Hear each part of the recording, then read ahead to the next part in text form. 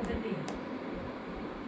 एक तो जो हम जानते हैं या जान चुके हैं इस 2-3 दिन में, जो कल संजीव जी ने हमको सिखाया। आपको अपनी बात 2 मिनट में कहना है, फिर सुझाव भी देना है जी। हमें भी दो समय, हम अकेले हैं महिला शक्ति। हाँ हाँ चलो चलो तो आरक्षण तो होगा ही। मेरा मैं इतना समय नहीं लेती हूँ।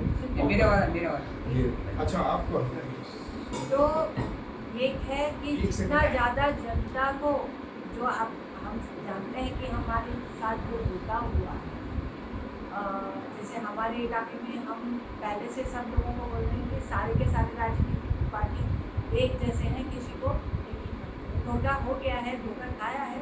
अब उन सबको पता चल रहा है कि मैडम आप सही कह रहे हैं, किसी को यकीन नहीं करना। और ये जो हुआ कल हमको पता चला, इसको ज़्यादा से ज़्यादा लोगों तक पहुँचाना है।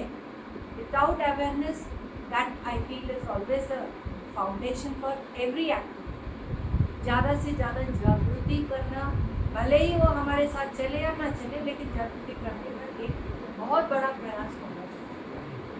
और दूसरी बात है स्वराज या ग्राम स्वराज।